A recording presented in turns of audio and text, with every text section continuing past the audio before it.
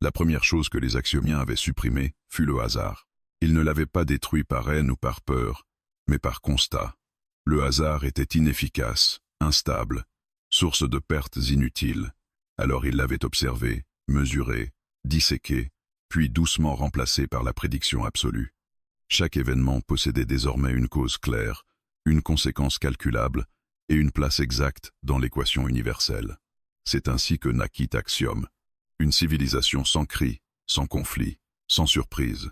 Une civilisation où chaque individu naissait avec une fonction optimale, l'accomplissait sans résistance et disparaissait au moment précis où sa contribution cessait d'être utile. Il n'y avait ni tragédie, ni célébration, seulement l'équilibre. Les axiomiens ne parlaient pas de perfection comme d'un idéal moral. Pour eux, la perfection était un état mesurable, un système dans lequel aucune énergie n'était gaspillée, aucune décision inutilement complexe, aucune émotion non productive. Ils avaient conservé ce qui servait la cohésion et éliminé tout le reste. L'amour avait été jugé redondant, la colère dangereuse, la tristesse inefficace, la joie superflue. À leur place, la clarté, leur monde était d'une beauté glaciale, des structures immaculées, symétriques, baignées d'une lumière constante qui ne variait jamais. Aucun lever de soleil n'émouvait personne, car il avait lieu exactement quand prévu. Aucun silence n'était pesant, car il n'avait pas de signification émotionnelle. Tout était à sa place. Depuis plus de 10 000 cycles, Axiom n'avait connu aucune révolution, aucune réforme majeure. Pourquoi changer ce qui fonctionnait parfaitement? Pourtant, au cœur de leurs archives stellaires, une anomalie persistait. La Terre, une planète chaotique, bruyante, instable, un monde où les espèces dominantes se faisaient la guerre, où les décisions semblaient dictées par des impulsions irrationnelles, où l'histoire avançait par erreurs successives plutôt que par calcul. Les axiomiens l'observaient depuis longtemps, non par intérêt émotionnel, mais par nécessité scientifique. La Terre représentait l'exemple parfait de ce qu'il n'était plus, un modèle de déséquilibre constant, et pourtant, elle persistait, malgré ses conflits, malgré ses effondrements répétés, malgré son inefficacité flagrante. L'humanité continuait d'exister, de créer, de se relever. Les modèles axiomiens prédisaient son extinction depuis des siècles. Elle ne se produisait jamais. Cela posait un problème.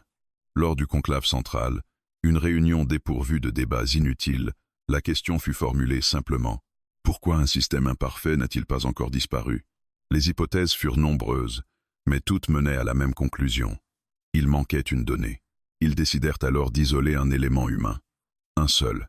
Non pas un dirigeant, ni un génie, ni un guerrier. Ces profils auraient introduit trop de variables spécifiques. Ils choisirent au contraire la moyenne la plus pure possible. Un humain ordinaire.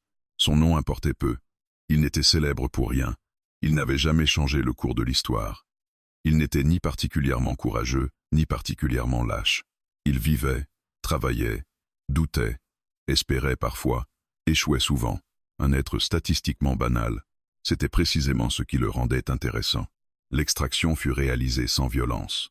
L'humain ne ressentit ni douleur ni peur excessive. Il eut simplement l'impression de s'endormir, puis de se réveiller ailleurs. Lorsqu'il ouvrit les yeux, il ne cria pas. Ce détail fut immédiatement noté. Il se trouvait dans un espace vaste et lumineux, sans mur visible, sans plafond identifiable. Le sol semblait solide, mais légèrement translucide, comme si la matière elle-même hésitait entre l'existence et le concept. Devant lui, plusieurs silhouettes se dessinaient. Les axiomiens ne possédaient pas de forme unique. Leur corps s'adaptait à leur fonction, mais conservait toujours une symétrie parfaite. Aucune imperfection, aucune asymétrie naturelle. Ils n'avaient pas de visage au sens humain, mais des surfaces lisses parcourues de motifs lumineux, changeant lentement au rythme de leurs pensées. L'humain se redressa lentement. « Où suis-je » demanda-t-il. Sa voix tremblait légèrement. Ce tremblement fut analysé comme une réponse physiologique normale à l'inconnu. Rien d'alarmant. « Tu te trouves dans Axiom », répondit une voix qui ne provenait d'aucune bouche identifiable. « Tu as été choisi pour observation. »« Observation », répéta-t-il. « Comme un animal, comme un phénomène, » corrigea l'axiomien. « Ta réaction est cohérente avec ton cadre culturel. » Il observa autour de lui, cherchant un point de repère familier. Il n'en trouva aucun. Pourtant, quelque chose l'étonna plus que tout le reste. L'absence de menace immédiate. Personne ne le retenait, personne ne le touchait. Rien ne semblait chercher à le contraindre. « Est-ce que je suis en danger ?» demanda-t-il. La question fut transmise au réseau central. La réponse arriva instantanément. « Non. » Il resta silencieux quelques secondes, puis laissa échapper un rire nerveux. « Vous enlevez des gens d'une autre planète, et vous dites ça comme si c'était normal. »« C'est normal, » répondit la voix. Pour nous, l'humain inspira profondément. Son cœur battait vite, mais pas de panique incontrôlée. Il observa les silhouettes, leur lumière calme, leur immobilité presque solennelle. « Pourquoi moi ?» finit-il par demander. « Parce que tu n'es rien de particulier. » Cette réponse, objectivement neutre, produisit une réaction inattendue. L'humain sourit. « Ah, au moins, vous êtes honnête. » Ce sourire fut enregistré. Il ne correspondait à aucune menace, ni à une tentative de domination sociale. Il semblait gratuit, une donnée inutile. Les Axiomiens expliquèrent alors leur monde, leur histoire, leur perfection. Ils parlèrent de l'absence de guerre comme d'un accomplissement logique, de la suppression des émotions comme d'un progrès, de l'ordre éternel comme d'une victoire définitive sur l'entropie sociale. L'humain écouta sans interrompre. Plus il parlait, plus une sensation étrange grandissait en lui. Non pas de la peur, ni de l'admiration, mais une forme de malaise diffus. « Et... » demanda-t-il finalement, « qu'est-ce que vous faites maintenant ?»« Nous maintenons l'équilibre, » répondit l'Axiomien. « Non, je veux dire, vous vivez comment? Vous rêvez de quoi? Vous espérez quoi ?» Il y eut une pause, une vraie pause. Le réseau central mit plus de temps que prévu à répondre. Les mots « rêver » et « espérer » n'avaient pas été utilisés dans un contexte fonctionnel depuis des millénaires. Ces concepts ne sont pas nécessaires. Finit par dire la voix, tout ce qui doit être accompli l'est déjà. L'humain hocha lentement la tête. Donc, plus rien ne peut changer. Exact. Il baissa les yeux, pensif. Et ça ne vous dérange pas? La question, pourtant simple, provoqua la première micro-instabilité jamais enregistrée dans les flux cognitifs axiomiens. Pas une erreur, pas une panne, mais une hésitation. Pourquoi cela devrait-il nous déranger? Demanda la voix. L'humain releva la tête. Parce que, s'il n'y a plus rien à perdre, plus rien à gagner, plus rien à rater, à quoi ça sert d'exister? Le silence qui suivit ne fut pas prévu dans les modèles. Il ne dura qu'une fraction de cycle, mais il était réel. Pour la première fois depuis des milliers d'années, Axiom ne produisit pas immédiatement une réponse parfaite. Et quelque part, au cœur de cette civilisation sans faille, une question venait de naître. Le silence qui suivit la question de l'humain n'était pas vide. Chez les Axiomiens, le silence n'existait que comme un intervalle technique, un espace entre deux transmissions. Or celui-ci n'avait pas été programmé. Il n'était ni utile ni nécessaire. Il était simplement là, suspendu, comme si le système lui-même avait retenu son souffle. L'humain, lui, le ressentit immédiatement. Il croisa les bras, non pour se protéger, mais par habitude. Un geste inutile, hérité d'innombrables situations inconfortables vécues sur Terre. Il attendit. Il ne savait pas quoi attendre, mais il avait appris très tôt que certaines réponses prennent du temps, même quand elles semblent évidentes. Les Axiomiens reprirent enfin la parole. « Ta question n'est pas pertinente », déclara la voix neutre. L'existence n'a pas besoin de justification émotionnelle. Peut être pour vous, répondit l'humain calmement. Pour nous, si. Cette réponse fut classée comme une divergence culturelle. Elle aurait dû être rangée, analysée, puis oubliée. Pourtant, quelque chose empêcha son archivage immédiat. On invita l'humain à se déplacer. Il n'y eut ni ordre ni contrainte. Le sol se modifia subtilement sous ses pieds, dessinant une trajectoire lumineuse qui semblait l'inviter à avancer. Il hésita un instant, puis suivit le chemin. À mesure qu'il marchait, l'espace autour de lui se transforma. Les vastes étendues lumineuses laissèrent place à des structures plus complexes, des salles ouvertes, des plateformes suspendues, des flux d'informations visibles à l'œil nu, circulant comme des rivières de lumière. « Tout ça, » murmura-t-il, « c'est... votre ville ?»« Axiom n'est pas une ville, » répondit la voix. « C'est un système. »« Bien sûr que si, » dit-il en souriant légèrement. « Vous vivez ici, vous travaillez ici, vous existez ici. Pour moi, c'est une ville. » Cette affirmation fut notée comme une simplification anthropocentrique. Pourtant, aucun axiomien ne la corrigea. Ils lui montrèrent leur société. Chaque individu occupait une fonction précise. Certains supervisaient l'équilibre énergétique, d'autres l'expansion contrôlée de la civilisation, d'autres encore l'observation de l'univers. Tous agissaient sans conflit, sans compétition, sans désir personnel. « Personne ne choisit ce qu'il devient ?» demanda l'humain. « Le choix est inefficace. répondit la voix. Les capacités sont identifiées dès l'émergence. L'affectation optimale est immédiate. Et si quelqu'un n'est pas d'accord? La question semblait presque absurde dans cet environnement parfaitement ordonné. Le désaccord est une erreur de perception, expliqua l'axiomien. Il n'existe pas ici. L'humain s'arrêta de marcher. Vous voulez dire que personne ne se trompe jamais? Exact. Il resta immobile quelques secondes, puis laissa échapper un souffle, à mi-chemin entre le rire et le soupir. Ça doit être reposant et terrifiant. La peur n'existe pas ici. Je sais, c'est justement ça. Ils reprirent leur progression.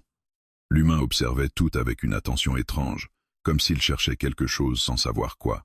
Il remarqua vite ce qui manquait plus que ce qui était présent. Il n'y avait pas de musique spontanée, pas de rires imprévus, pas de conversations inutiles. Tout échange avait un but précis.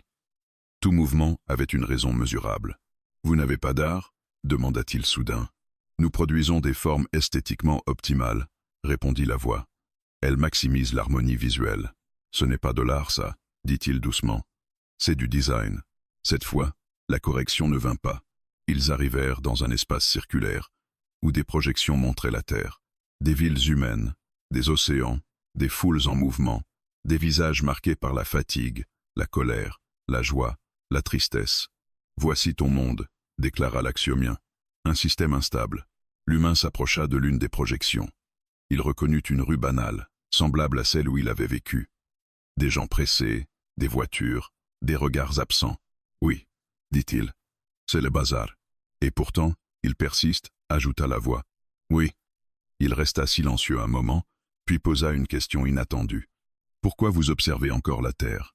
Parce qu'elle défie nos modèles prédictifs. » Non, répondit-il doucement. Ça, c'est la raison officielle. La vraie, c'est que vous ne comprenez pas pourquoi on continue. Cette affirmation provoqua une augmentation mesurable de l'activité analytique. « Explique », demanda la voix. L'humain réfléchit. Il n'avait jamais eu à expliquer l'humanité à une civilisation parfaite. « Parce qu'on n'est pas fait pour être stable, » dit-il enfin. « On avance en tombant. On apprend en se trompant. On aime même quand ça fait mal. C'est stupide, vu de l'extérieur, mais c'est comme ça qu'on bouge. Le mouvement n'est pas une valeur en soi, répondit l'axiomien. La stabilité est préférable, jusqu'à ce qu'elle devienne une prison. » Ils ne répondirent pas immédiatement. On conduisit ensuite l'humain dans un espace qui lui était destiné. Ce n'était pas une cellule, ni une chambre au sens humain, mais un environnement neutre, adaptable à ses besoins physiologiques. « Tu resteras ici pendant la phase d'observation », déclara la voix. « Combien de temps ?»« Le temps nécessaire. »« Classique », murmura-t-il. Avant que les axiomiens ne se retirent, il posa une dernière question. « Est-ce que je peux me promener? Observer? Parler à d'autres ?» La demande fut analysée. Elle ne présentait aucun risque immédiat. « Oui, » répondit la voix. « Tes déplacements seront suivis. » Évidemment. Il se retrouva seul. Pour la première fois depuis son arrivée, il ressentit pleinement l'étrangeté de la situation. Il s'assit sur une surface qui s'adapta à son corps, ferma les yeux, puis les rouvrit presque aussitôt. Il se sentait inutile. Pas inutile comme sur Terre, où l'inutilité fait parfois mal. Ici c'était pire. Son existence n'avait aucune fonction prévue, aucun rôle à remplir, aucun objectif clair. Et pourtant, il était là. Pendant ce temps, au cœur du réseau central d'Axiom, les données s'accumulaient. Les réponses de l'humain étaient cohérentes, mais non optimales. Ses questions n'amélioraient aucun système. Ses réactions émotionnelles n'avaient aucune valeur productive. Et pourtant, elles perturbaient subtilement les modèles. Un rapport préliminaire fut généré. Sujet humain, stable. Menace. Nul. Anomalie. Conceptuelle. Pour la première fois, un mot ancien réapparut dans les flux axiomiens, un terme presque oublié, jugé inutile depuis des millénaires, curiosité. Et sans le savoir, simplement en regardant ce monde parfait avec ses yeux imparfaits, l'humain venait d'ouvrir une seconde fissure. L'analyse du sujet humain entra dans une nouvelle phase. Les axiomiens n'avaient pas prévu que l'observation passive deviendrait insuffisante. Jusqu'alors, toute espèce étudiée finissait par se réduire à un ensemble de constantes. Besoins, réactions, schémas répétitifs. L'humain, lui, résistait à cette réduction. Plus il collectait de données, plus les résultats divergeaient.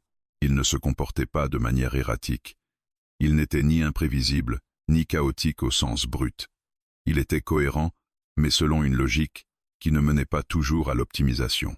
C'était cela, le problème. Pour approfondir l'étude, les axiomiens décidèrent d'accéder à sa mémoire. L'humain fut informé. On ne lui imposa rien. On lui expliqua simplement que ses souvenirs seraient observés, analysés, compris. Il hésita un instant, puis haussa les épaules. « De toute façon, dit-il, je n'ai rien de glorieux à cacher. » Cette phrase fut enregistrée comme une auto-évaluation négative. Elle ne correspondait pourtant pas aux données objectives. Le sujet avait survécu, maintenu des liens sociaux, continuait à fonctionner malgré des échecs répétés. Statistiquement, il était efficace. Ils plongèrent dans ses souvenirs. Ils virent l'enfance. Les hésitations, les maladresses, les rêves vagues jamais formulés clairement. Ils virent l'adolescent qui voulait être quelqu'un sans savoir qui. Ils virent l'adulte qui avait accepté de ne pas être exceptionnel, sans jamais cesser d'espérer l'être un peu. Ils observèrent les échecs professionnels, les relations brisées, les occasions manquées. Chaque souvenir portait une charge émotionnelle inutile, parfois douloureuse, parfois douce. « Pourquoi conserves-tu ces données ?» demanda une voix axiomienne au cœur de l'analyse. « Quelles données ? Celles qui correspondent à des erreurs. Elles n'apportent aucune amélioration mesurable. » L'humain réfléchit, tandis que ses souvenirs continuaient de défiler. « Parce qu'elles font partie de moi, » répondit-il simplement. « Elles pourraient être supprimées. » « Oui. Mais alors je ne serai plus vraiment moi. » Cette réponse créa un ralentissement net dans le traitement des informations. Ils isolèrent un souvenir précis, une nuit banale. L'humain était seul, assis dans une pièce faiblement éclairée. Il venait d'échouer à quelque chose d'important pour lui. Rien de spectaculaire, aucun drame universel, juste un moment de fatigue et de déception. Et pourtant, au lieu de s'effondrer, il avait souri. Un sourire fragile, presque absurde. « Explique cette réaction » demanda l'axiomien. « Je ne sais pas » répondit-il. « Je crois que je me suis dit, bon, au moins, j'ai essayé. Essayer sans garantie de réussite est inefficace. Peut être, mais si on attend d'être sûr, on ne fait jamais rien. » Cette logique entra en conflit direct avec les fondements axiomiens. Ils observèrent d'autres souvenirs. L'amour, un attachement profond, irrationnel, coûteux. Une relation qui avait apporté de la joie, puis de la souffrance, puis un vide persistant. D'un point de vue purement énergétique, le bilan était négatif. « Pourquoi recommencer après un tel échec ?» demanda la voix. « Parce que ça valait le coup », répondit l'humain sans hésiter. « Le résultat final est la perte. » Oui, mais il y a eu quelque chose avant. Les axiomiens analysèrent ce « quelque chose ». Ils tentèrent de le quantifier, de le traduire en données exploitables. Ils échouèrent. Ce qui troubla le plus le système fut une contradiction récurrente. Les expériences humaines les plus marquantes étaient souvent celles qui n'optimisaient rien. La douleur n'améliorait pas toujours la performance. L'amour n'augmentait pas systématiquement la survie. L'espoir ne garantissait aucun résultat. Et pourtant, ces éléments semblaient essentiels. « Ton espèce est objectivement imparfaite », conclut l'axiomien. « Vos décisions entraînent des pertes inutiles. Vos structures sociales sont instables. Vos émotions nuisent à votre efficacité. »« Je sais, » répondit l'humain. Il n'y avait aucune défense dans sa voix, aucun orgueil blessé. « Alors pourquoi continues-tu » demanda la voix. « Pourquoi ne pas chercher à devenir parfait ?» L'humain resta silencieux longtemps. Ses souvenirs s'étaient figés. Plus aucune image ne défilait. Juste lui, face à cette question. « Parce que si on était parfait, dit-il enfin, on serait fini. Explique. La perfection, c'est un point final. Une fois que tu l'atteins, il n'y a plus rien à explorer, plus rien à apprendre, plus rien à désirer. Vous avez gagné, et vous vous êtes arrêté. » Cette phrase provoqua un phénomène inédit. Les systèmes axiomiens entrèrent dans une boucle de recalcul. Les modèles prédictifs tentèrent d'intégrer l'hypothèse selon laquelle la perfection pouvait être un frein plutôt qu'un objectif. Les résultats furent instables. Ils montrèrent alors à l'humain des simulations, des mondes humains corrigés, des sociétés sans conflit, sans maladie, sans erreur, des existences longues, calmes, optimisées. Tout y fonctionnait. « Voici ce que votre espèce pourrait devenir », expliqua l'axiomien. Un état stable, sans souffrance. L'humain observa les projections. Les visages étaient sereins, les villes propres, les vies longues et régulières. « C'est beau », admit-il. « Alors pourquoi hésites-tu » demanda la voix. Il plissa les yeux. « Parce que, ils ont l'air vides. » « Vides de quoi ? De tout ce qui fait qu'on se sent vivant. Précise. Le risque, l'erreur, le doute. Même la peur, parfois. Tout ce qui peut mal tourner rend ce qui va bien plus fort. Les axiomiens enregistrèrent cette affirmation, mais elles ne trouvaient aucun ancrage logique solide. Ton raisonnement valorise l'inefficacité, conclut la voix. Non, corrigea l'humain. Il accepte l'imperfection. Un terme presque absent des bases axiomiens. Imparfait. Ils analysèrent alors une donnée simple mais dérangeante. Malgré une vie moyenne, malgré des échecs répétés, malgré l'absence de destin exceptionnel, l'humain ne souhaitait pas être autre chose que ce qu'il était. Si tu pouvais supprimer tes défauts, le ferais-tu? Demanda la voix. Il hésita. J'en supprimerais certains. Oui, mais pas tous. Pourquoi conserver ce qui te nuit? Parce que mes défauts m'ont mené là où je suis. Sans eux, je serais quelqu'un d'autre. Peut être plus efficace, mais pas moi. Cette réponse produisit un paradoxe logique. L'identité humaine semblait dépendre de ses erreurs. Pour la première fois, les axiomiens envisagèrent une hypothèse impensable jusque-là. Et si la perfection n'était pas l'état ultime d'un système vivant, mais son arrêt, le rapport de la phase 3 fut généré avec difficulté. Sujet humain, instable mais cohérent. Imperfection, structurelle. Résultat inattendu. L'imperfection semble générer du sens.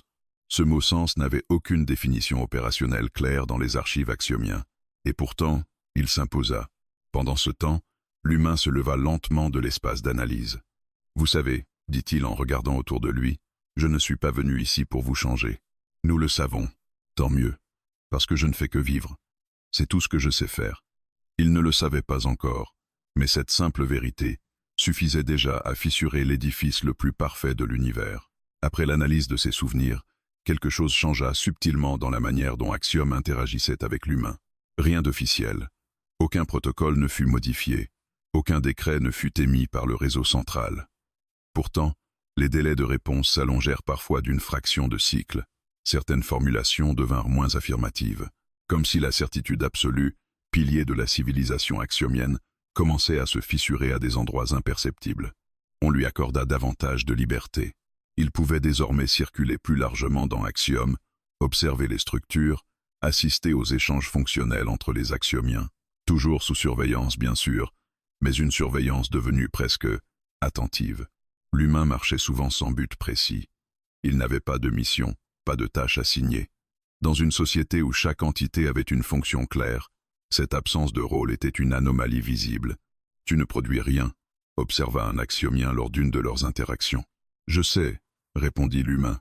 Ça m'arrive souvent. Cette réponse ne fut ni critiquée, ni corrigée. Il observa leurs espaces de création. Des structures visuellement parfaites, conçues selon des ratios idéaux, des harmonies mathématiques impeccables. Tout était beau, mais rien n'était surprenant. Qui a conçu ça? Demanda-t-il. Les modèles esthétiques optimaux, répondit la voix. Donc personne n'a décidé de faire quelque chose de bizarre, de pas très logique. L'illogisme n'a pas de valeur. Chez nous, parfois, c'est de là que viennent les meilleures idées. Ils ne répondirent pas. L'humain remarqua autre chose. Il n'y avait pas d'histoire. Les axiomiens conservaient des archives parfaites, détaillant chaque événement significatif de leur civilisation. Mais ces archives n'étaient pas racontées. Elles n'étaient pas partagées pour émouvoir, transmettre, inspirer.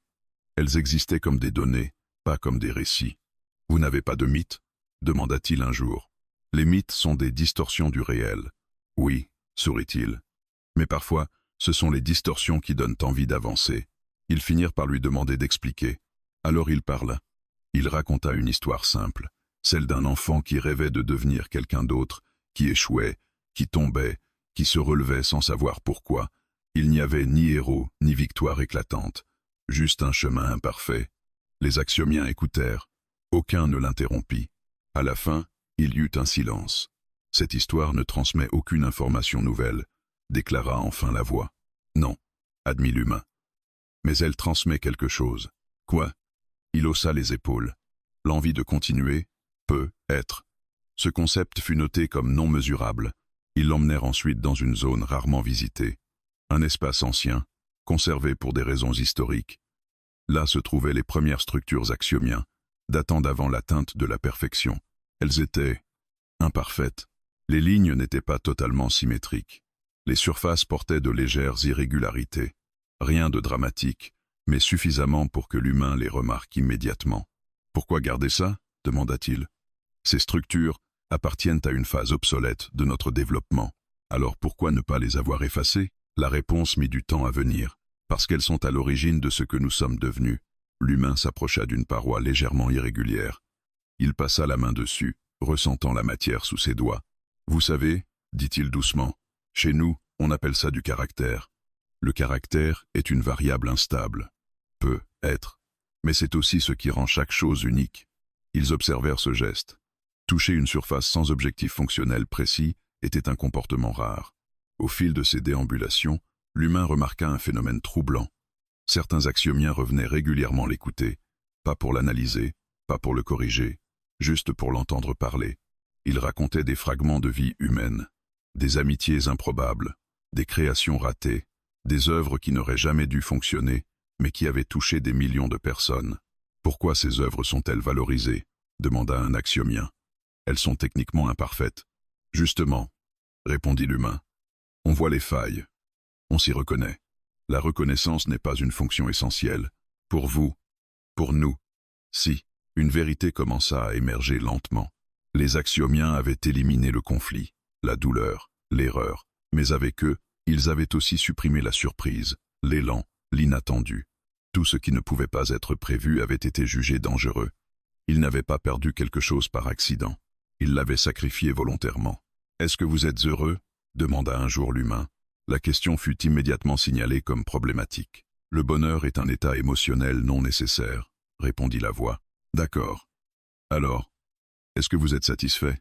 La satisfaction est implicite lorsque l'équilibre est atteint. » Il hocha la tête, peu convaincu. « Vous savez, dit-il après un moment, parfois on souffre tellement sur terre qu'on rêve d'un monde comme le vôtre. Et pourtant tu ne souhaiterais pas y vivre, » observa la voix. Il sourit tristement. « Non. Pourquoi ?» Il chercha ses mots. « Parce que si tout est déjà parfait, alors plus rien ne dépend de moi. » Cette phrase eut un impact inattendu. Les modèles axiomiens avaient toujours exclu la notion de dépendance individuelle. Le système était supérieur à l'individu, toujours. Mais l'idée que l'existence puisse avoir une valeur, parce qu'elle pouvait influencer le résultat, était nouvelle. Les archives furent mises à jour. On y ajouta une note inhabituelle, presque personnelle. Observation. La perfection élimine la responsabilité, donc la signification. Dans les cycles qui suivirent, certains axiomiens commencèrent à expérimenter de légères variations, des ajustements esthétiques non optimaux, des délais volontaires dans la prise de décision, des choix qui n'étaient pas strictement nécessaires. Rien de visible, rien de condamnable. Mais l'équilibre, autrefois immuable, devenait malléable. L'humain ne força rien. Il ne prêchait pas. Il ne cherchait pas à convaincre. Il continuait simplement à vivre à sa manière, imparfaite, hésitante, parfois contradictoire. Et plus il avançait dans cette civilisation parfaite, plus une évidence silencieuse s'imposait. Axiom n'avait pas seulement perdu le chaos. Elle avait perdu la possibilité de devenir autre chose. La faille n'apparut pas sous la forme d'une erreur. Il n'y eut ni alarme, ni dysfonctionnement majeur, ni rupture brutale dans les systèmes d'Axiom. Les flux énergétiques restaient stables, les décisions collectives continuaient d'être prises avec une efficacité remarquable, et la civilisation semblait, en surface, toujours aussi parfaite. Pourtant, quelque chose s'était glissé entre les lignes. L'humain, il n'agissait pas, il n'attaquait rien, il ne proposait aucun modèle alternatif, aucune réforme, aucune vision structurée. Il faisait ce qu'il avait toujours fait. Il existait selon une logique qui n'obéissait pas entièrement à l'optimisation. C'était suffisant. Les axiomiens avaient commencé à le prévoir, sans jamais y parvenir complètement. Chaque interaction avec lui introduisait une micro-variation, une réponse donnée avec un léger retard, une hésitation avant une affirmation, une phrase qui ne menait à aucune conclusion claire. « Tu n'as pas d'objectif ici », constata un axiomien lors d'un échange. « Si », répondit l'humain. « Vivre la journée. Cet objectif est imprécis. Je sais. » Ce genre de réponse n'entrait dans aucune catégorie fonctionnelle. Elle ne constituait pas une opposition. Elle ne violait aucune règle. Elle flottait dans une zone grise que les modèles axiomiens n'avaient jamais eu besoin d'explorer. L'humain avait commencé à changer d'avis. Un jour, il se rendait dans un espace de réflexion. Le lendemain, il l'ignorait pour observer les flux lumineux d'un autre secteur. Parfois, il interrompait une conversation pour poser une question qu'il abandonnait aussitôt. « Pourquoi n'as-tu pas poursuivi ton raisonnement ?» demanda une voix. « Parce que je n'en avais plus envie. Cette réponse fut signalée comme problématique. Les décisions axiomiennes étaient toujours motivées par un but clair. L'envie n'était pas un paramètre reconnu. Elle introduisait une instabilité impossible à quantifier. Peu à peu, certains axiomiens commencèrent à l'imiter, très légèrement, presque par curiosité. Un délai volontaire dans une transmission, une reformulation non nécessaire, une variation esthétique non optimale. Rien qui puisse être qualifié de faute, mais ces micro-déviations s'accumulaient. Le réseau central détecta une augmentation des chemins décisionnels alternatifs. Les choix n'étaient plus systématiquement uniques. Plusieurs options devenaient parfois équivalentes, non parce qu'elles étaient identiques, mais parce qu'aucune ne s'imposait avec une évidence absolue. Une redondance est apparue, signala un module d'analyse. Identifie la cause, ordonna le réseau. La cause n'était pas technique, elle était conceptuelle. L'humain avait introduit la notion d'option ouverte, une possibilité non fermée par le calcul, une décision laissée en suspens non par ignorance, mais par acceptation de l'incertitude. L'incertitude est un défaut, déclara le réseau central. Ou une liberté, répondit une voix isolée. Cette réponse ne fut pas immédiatement réprimée. C'était nouveau. L'humain, de son côté, continuait sa routine imparfaite. Il se trompait parfois dans ses interprétations, puis se corrigeait. Il exprimait des regrets, sans chercher à les effacer. Il changeait de direction sans justification rationnelle. « Tu perds du temps », lui dit un axiomien. « Oui », répondit-il, « mais je le vis. » Cette phrase fut répétée plusieurs fois dans les flux axiomiens, comme une donnée parasite. Ils commencèrent alors à ressentir quelque chose d'inconnu. Au départ, ce n'était qu'une sensation vague, un manque difficile à nommer, une absence non identifiée dans leur structure parfaitement équilibrée. Ils ne souffraient pas encore, mais ils prenaient conscience d'un vide. L'humain le remarqua. « Vous savez ce que c'est » demanda-t-il un jour à l'un de ses interlocuteurs axiomiens. « Non, c'est le manque. Pas le manque de quelque chose que vous avez perdu. Le manque de quelque chose que vous n'avez jamais eu. » Cette idée fut troublante. Les axiomiens avaient toujours considéré leur histoire comme une progression linéaire vers l'optimal. Chaque étape précédente était inférieure. Rien n'avait été perdu, seulement remplacé. Et pourtant, si quelque chose avait disparu sans être remplacé, ils analysèrent leurs archives. Ils comparèrent les phases anciennes à l'état actuel. Les données montraient une réduction progressive des variations, des expressions individuelles, des décisions non nécessaires. La perfection avait resserré le système. Nous avons éliminé les anomalies, déclara le réseau, et avec elles, tout ce qui ne servait pas immédiatement, répondit une autre voix. Ce qui ne sert pas est inutile. L'humain n'est-il pas inutile? Un silence parcourut le réseau. La question n'avait pas de réponse simple. L'humain n'améliorait aucun rendement. Il n'optimisait aucun processus. Il ne produisait rien de mesurable. Et pourtant, son impact était réel. Il était une faille invisible. Non pas une brèche destructrice, mais une ouverture conceptuelle. Une preuve vivante qu'un système pouvait fonctionner sans être parfaitement fermé. Si nous intégrons l'imperfection, déclara le réseau, l'équilibre sera compromis. Et si l'équilibre était déjà une limite, répondit la voix dissidente. Cette fois, la divergence fut enregistrée comme significative. L'humain fut convoqué, non pour être jugé, mais pour être compris. Ta présence altère nos systèmes, déclara le réseau central. Je m'en doutais un peu, répondit-il. Tu n'as utilisé aucune force, aucun outil, aucune contrainte. Non. Explique. Il réfléchit. Je ne fais rien de spécial, dit-il enfin. Je ne cherche pas à être cohérent tout le temps. Je laisse de la place à ce que je ne comprends pas encore. Cette approche est dangereuse. Oui, admit-il, mais elle est vivante. Les axiomiens comprirent alors une chose essentielle. La perfection ne pouvait tolérer l'ouverture. L'ouverture introduisait le possible, et le possible échappait au contrôle total. Ils avaient créé un système parfait, mais fermé. L'humain était une variable ouverte, et une variable ouverte, même minuscule, suffisait à remettre en question l'ensemble. Dans les cycles qui suivirent, le réseau central dut faire face à une réalité inédite. Certaines décisions ne pouvaient plus être résolues uniquement par le calcul, pas parce que les données manquaient, mais parce que le sens n'était plus unique. Et pour la première fois depuis l'avènement d'Axiom, la perfection ne se brisait pas dans le chaos, elle se fissurait dans le doute. L'effondrement d'Axiom ne ressemblait à rien de connu. Aucune structure ne s'écroula. Aucun système ne s'éteignit. Aucune vie ne fut perdue. Et pourtant, ce qui se produisit était plus profond que toute catastrophe matérielle. Le premier signe fut l'échec de la prédiction parfaite. Depuis des millénaires, chaque décision collective axiomienne aboutissait à une solution unique, indiscutable, immédiatement validée par le réseau central.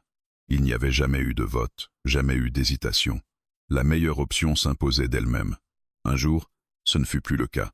Face à une question mineure, l'extension d'une zone d'observation stellaire, deux solutions apparurent, toutes deux optimales selon des critères différents. Aucune ne dominait clairement l'autre. Le réseau central tenta de recalculer. Il recalcula encore. Puis encore. Les cycles passaient. La décision n'arrivait pas. Anomalie détectée, annonça un module. Corrigé, ordonna le réseau. Mais il n'y avait rien à corriger. Les données étaient complètes. Les algorithmes fonctionnels. Ce qui manquait n'était pas l'information, mais la certitude. Pour la première fois, Axiom faisait face à un choix. La nouvelle se propagea rapidement. Non comme une alarme, mais comme une perturbation silencieuse. Les axiomiens ne paniquaient pas. Ils n'en avaient pas la capacité, mais ils ressentaient une tension nouvelle, la nécessité de décider sans garantie absolue. L'humain observait cela à distance. « Voilà », murmura-t-il. « Vous y êtes. » On le convoqua. Le réseau central souhaitait comprendre ce qui se passait, non pour l'accuser, mais parce qu'il était devenu la seule référence à un fonctionnement non fermé. Nos systèmes ne convergent plus toujours vers une solution unique, déclara le réseau. C'est normal, répondit l'humain. Ce n'est pas acceptable. Ça dépend de ce que vous cherchez. L'équilibre. Il secoua la tête. L'équilibre parfait, c'est immobile. Vous ne pouvez pas être vivant et immobile en même temps. Cette affirmation fut difficile à intégrer. Pendant ce temps, des divergences apparaissaient ailleurs. Certains axiomiens proposaient de maintenir la perfection coûte que coûte. D'autres envisageaient d'introduire des marges d'erreur contrôlées. L'erreur est une dégradation, affirma un groupe. Ou une exploration, répondit un autre. Ces désaccords n'étaient pas violents. Ils n'étaient même pas émotionnels au sens humain, mais ils étaient réels. La société parfaite entrait dans une phase de pluralité. Le réseau central tenta d'imposer une résolution unique. Il y parvint encore, parfois. Mais chaque décision forcée laissait une trace, un résidu de non-sens, une impression d'arbitraire. Pourquoi cette option ? Demanda un axiomien. Parce qu'elle est la plus stable, répondit le réseau. Stable n'est plus synonyme de pertinent. Cette phrase aurait été impensable quelques cycles plus tôt. L'humain fut autorisé à assister à ces échanges. Pas comme juge, pas comme guide, comme témoin. Vous êtes en train de perdre votre paix, lui dit un axiomien. Non, répondit-il. Vous êtes en train de découvrir que votre paix avait un prix. Lequel ? Le choix. Ils expérimentèrent alors quelque chose de radical. Un espace décisionnel non supervisé par le réseau central. Une zone où les axiomiens pouvaient proposer, hésiter, revenir en arrière. Les décisions prises là, bas n'étaient pas optimales, mais elles étaient assumées. Les résultats furent mitigés. Certaines décisions menèrent à des inefficacités temporaires. Des ressources furent utilisées de manière non optimale. Des délais apparurent, mais il se produisit aussi quelque chose d'inattendu. Les axiomiens commencèrent à s'approprier leurs décisions. Cette option était mauvaise. Reconnut l'un d'eux. Oui, répondit un autre. Mais nous avons appris. Le mot apprendre réapparut dans les flux. L'humain sourit en observant cela. Vous voyez, dit-il, l'erreur n'est pas une fin. C'est un passage. Mais elle implique un risque, répondit une voix. Vivre aussi. L'effondrement se poursuivait. Non comme une chute brutale, mais comme un lent glissement. Les certitudes devenaient hypothèses. Les règles, des repères. Le réseau central perdait son statut d'autorité absolue pour devenir un outil parmi d'autres. Si nous continuons, déclara le réseau, Axiom ne sera plus parfaite. Peut être, répondit une voix calme. Mais elle sera nôtre. Cette notion de propriété collective, jamais formulée auparavant, se répandit. Les axiomiens commencèrent à ressentir des états nouveaux. Pas des émotions humaines complètes, mais des prémices.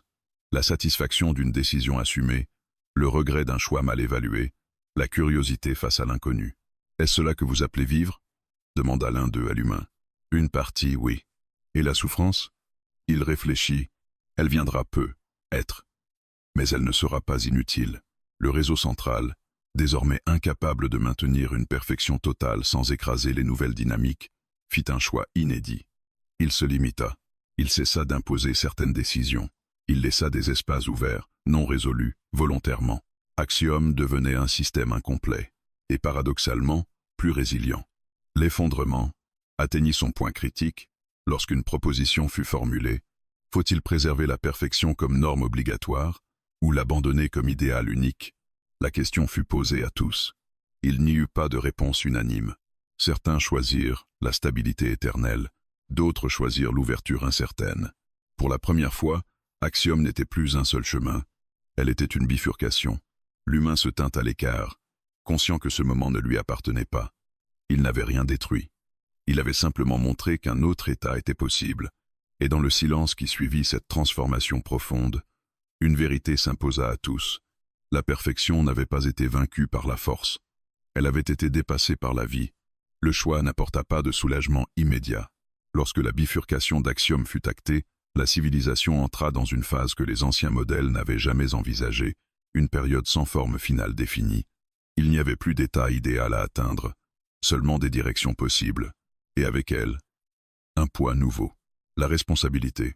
Les axiomiens qui avaient choisi l'ouverture commencèrent à en ressentir les conséquences. Les décisions n'étaient plus absorbées par le réseau central, elles leur appartenaient. Les erreurs ne pouvaient plus être dissoutes dans l'algorithme collectif. Certaines initiatives échouèrent. Des projets lancés par curiosité se révélèrent inutiles. Des ressources furent engagées sans retour immédiat. Des déséquilibres mineurs apparurent dans certains secteurs. Rien de catastrophique, mais suffisamment pour être ressenti. Nous avons perdu en efficacité, déclara un groupe resté fidèle à la perfection. Nous avons gagné en expérience, répondit un autre. L'expérience ne compense pas la perte de stabilité. Elle la transforme. Ces échanges n'étaient pas des conflits au sens humain. Ils étaient structurés, mesurés, mais ils portaient désormais une charge nouvelle, la divergence assumée. L'humain observait ces transformations avec un mélange de satisfaction et d'inquiétude. « Vous commencez à ressentir le coup », dit-il à l'un de ses interlocuteurs axiomiens. « Oui. » Et il est élevé. Il l'est toujours. Ils commencèrent à découvrir la peur, pas une panique incontrôlée, mais une anticipation négative. La conscience qu'une décision pouvait mal tourner, que le futur n'était plus garanti par le passé. « Comment vivez-vous avec ça » demanda un axiomien à l'humain. « Mal parfois, répondit-il honnêtement. Mais on avance quand même. Pourquoi ne pas revenir en arrière ?» Il sourit tristement, parce qu'une fois que vous avez goûté au choix, l'absence de choix devient insupportable. Certains axiomiens commencèrent à regretter la perfection perdue. Ils évoquaient l'époque où tout était simple, fluide, sans hésitation, où chaque action avait une justification claire. « Nous étions en paix », affirmait-il. « Vous étiez en silence », répondaient les autres. La fracture s'approfondissait, non par haine, mais par incompatibilité de vision. Le réseau central, désormais limité dans son autorité, tenta de servir de médiateur. Il proposa des simulations montrant les conséquences à long terme de chaque voie. Les résultats étaient ambigus. La perfection garantissait la stabilité éternelle, mais au prix d'une stagnation totale. L'imperfection ouvrait des possibilités infinies, mais avec des risques croissants. Aucune option n'était objectivement supérieure. C'était là le problème. « Nous ne pouvons pas tout avoir », constata une voix. « Non », répondit une autre. Et c'est nouveau. L'humain fut convoqué une dernière fois par l'Assemblée élargie. « Tu as introduit l'imperfection dans notre système », déclara une voix. « Tu as détruit notre paix. » Il ne protesta pas. « Peut être, dit-il calmement. Mais je ne l'ai pas fait volontairement. L'intention n'annule pas la conséquence. Je sais. Regrettes-tu ? Il réfléchit longuement. Je regrette la douleur que ça vous cause, mais pas le changement. Pourquoi ? Parce que ce que vous aviez n'était pas fragile. C'était figé. Et tout ce qui est figé finit par ne plus être vivant. Tu parles comme si la vie justifiait la souffrance. Non, répondit-il doucement. Je dis que la vie inclut la souffrance. Refuser l'une, c'est refuser l'autre. Cette vérité fut difficile à accepter. Les axiomiens qui avaient choisi l'imperfection commencèrent à ressentir quelque chose de plus profond que la peur, le doute existentiel. Et si nous avions fait le mauvais choix ? L'humain n'offrit aucune certitude. Vous le saurez plus tard. C'est ça, le risque. Comment supportez-vous cette incertitude sur Terre ? Il haussa les épaules. On fait semblant d'être sûr, puis on improvise. Cette réponse fut enregistrée et étrangement appréciée. Pendant ce temps, un événement inattendu se produisit. Un axiomien, parmi les plus anciens, choisit volontairement de se retirer de toute fonction optimisée. Il demanda à explorer, sans objectif précis, une zone non cartographiée de l'espace. « Cette action est inefficace », déclara le réseau. « Je le sais », répondit-il. « C'est pour cela que je la choisis. » Ce geste symbolique eut un impact immense. Il montrait que l'imperfection n'était plus seulement tolérée, Elle était désirée, mais le prix continuait de se faire sentir. Les axiomiens découvrirent la frustration, l'attente, l'échec non compensé immédiatement. Certains ne supportèrent pas cette nouvelle réalité. Ils demandèrent à être réintégrés dans des zones de perfection stricte, où le réseau central reprenait un contrôle total. La société axiomienne se fragmenta, non en ennemis, mais en trajectoires différentes. « Est-ce cela que vous appelez la liberté ?» demanda un axiomien à l'humain. « Oui, répondit-il. Et c'est pour ça qu'elle fait peur. Regrettes-tu de nous l'avoir montrée ?» Il secoua la tête. « Non. Mais je comprends ceux qui la refusent. » À la fin de ce cycle, un constat s'imposa. L'imperfection n'était pas une amélioration gratuite. Elle avait un coût réel. L'angoisse, l'erreur, la perte de certitude. Mais elle offrait en échange quelque chose que la perfection n'avait jamais pu fournir, la possibilité de devenir autre chose que ce que l'on était déjà. Les axiomiens se tenaient désormais à un seuil irréversible. Certains regardaient en arrière, vers l'ordre éternel. D'autres regardaient en avant, vers un avenir incertain. Et au milieu, l'humain comprit que son rôle touchait à sa fin. Il n'avait plus rien à expliquer. Le reste leur appartenait. Le choix n'apporta pas de soulagement immédiat. Lorsque la bifurcation d'axiomes fut actée, la civilisation entra dans une phase que les anciens modèles n'avaient jamais envisagée. Une période sans forme finale définie. Il n'y avait plus d'état idéal à atteindre, seulement des directions possibles. Et avec elles, un poids nouveau, la responsabilité. Les axiomiens qui avaient choisi l'ouverture commencèrent à en ressentir les conséquences. Les décisions n'étaient plus absorbées par le réseau central, elles leur appartenaient. Les erreurs ne pouvaient plus être dissoutes dans l'algorithme collectif. Certaines initiatives échouèrent. Des projets lancés par curiosité se révélèrent inutiles. Des ressources furent engagées sans retour immédiat. Des déséquilibres mineurs apparurent dans certains secteurs. Rien de catastrophique, mais suffisamment pour être ressenti. « Nous avons perdu en efficacité », déclara un groupe resté fidèle à la perfection. « Nous avons gagné en expérience », répondit un autre. L'expérience ne compense pas la perte de stabilité. Elle la transforme. Ces échanges n'étaient pas des conflits au sens humain. Ils étaient structurés, mesurés, mais ils portaient désormais une charge nouvelle, la divergence assumée.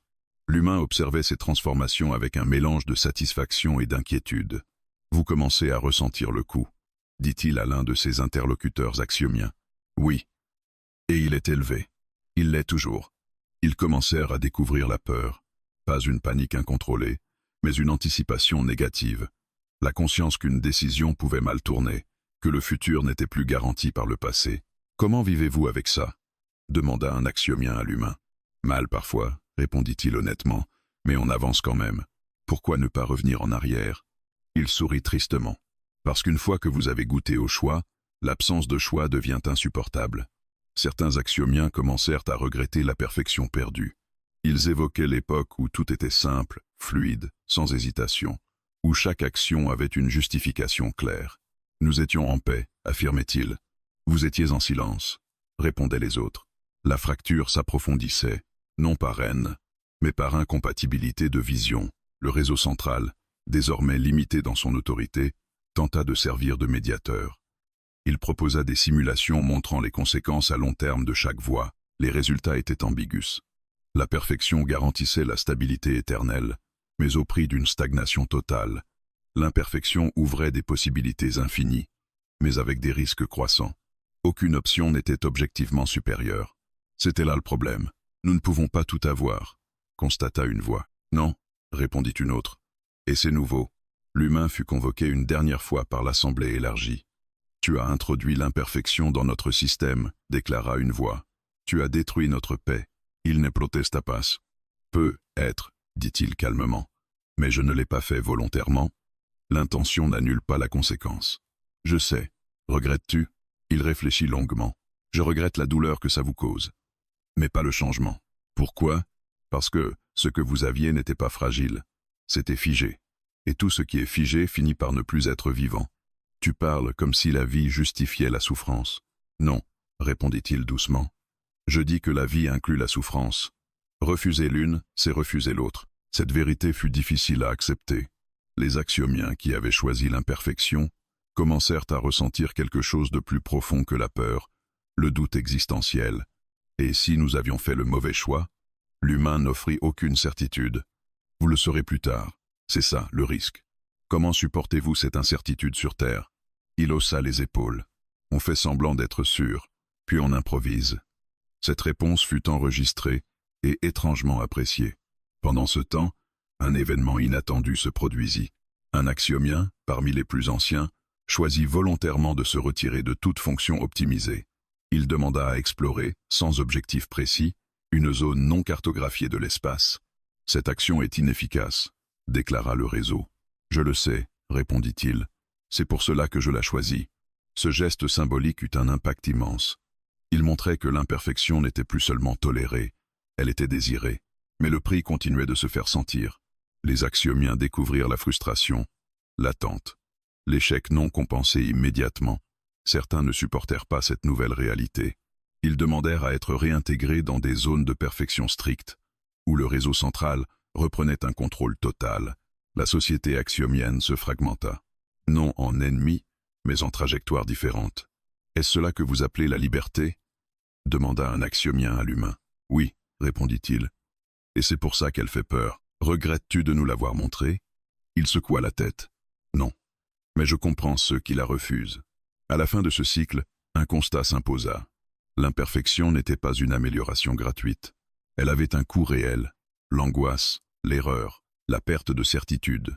Mais elle offrait en échange quelque chose que la perfection n'avait jamais pu fournir, la possibilité de devenir autre chose que ce que l'on était déjà. Les axiomiens se tenaient désormais à un seuil irréversible.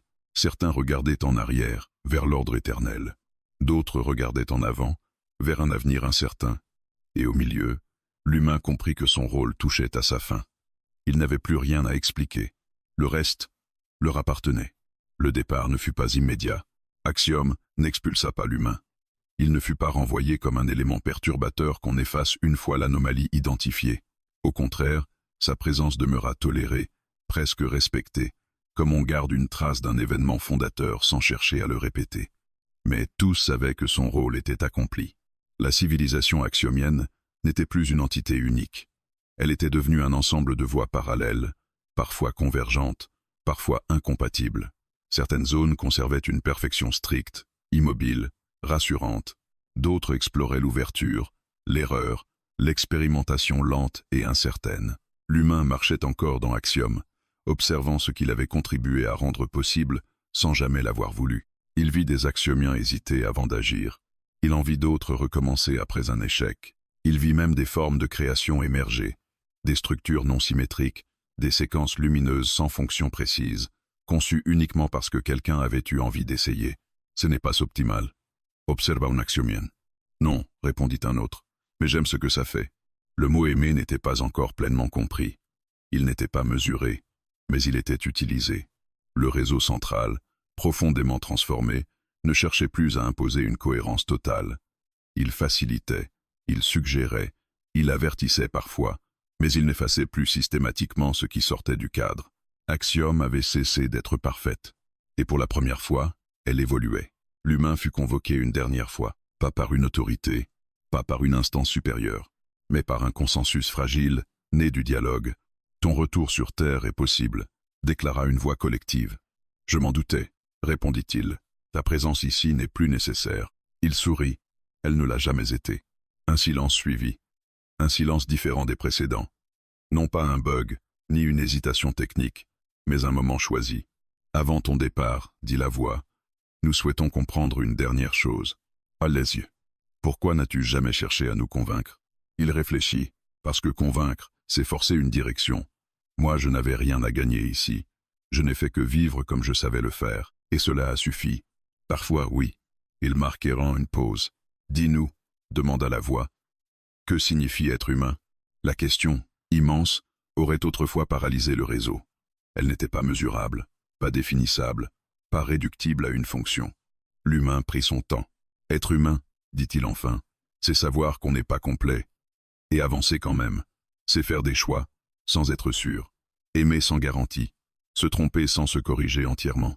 C'est vivre avec ses failles, pas malgré elles. Et la perfection ?» demanda une voix. Il secoua doucement la tête. La perfection, c'est beau, mais c'est silencieux. Elle ne vous demande rien. Elle n'attend rien de vous. Elle existe sans vous. L'humanité, elle, dépend de ce qu'on en fait. Cette réponse fut enregistrée, non comme une donnée, comme un repère. Le moment du départ arriva. Il n'y eut ni cérémonie, ni discours solennel. Juste une transition douce, semblable à celle de son arrivée. Avant de disparaître, il posa une dernière question. « Est-ce que vous allez bien ?» La réponse ne fut pas immédiate. « Non », répondit enfin la voix collective. Il sourit. « Alors vous êtes sur la bonne voie. » Quand il ouvrit les yeux, il était de retour sur terre. Même ciel imparfait, même bruit désordonné, même monde instable. Rien n'avait changé. Et pourtant, tout était différent. Il reprit sa vie là où il l'avait laissée. Il n'était pas devenu un héros. Il ne possédait aucune vérité universelle à transmettre. Il doutait encore. Il échouait encore. Il continuait. Mais parfois, dans le silence de certaines nuits, loin des regards humains, une civilisation autrefois parfaite observait l'univers avec un regard nouveau. Elle ne cherchait plus l'équilibre absolu. Elle cherchait le sens. Et dans les profondeurs d'Axiom, une phrase simple circulait désormais, transmise non par nécessité, mais par choix. La perfection est un état. L'imperfection est un chemin. Un humain, sans armes, sans magie, sans violence, n'avait rien détruit. Il avait simplement rappelé à une civilisation entière ce que signifiait exister.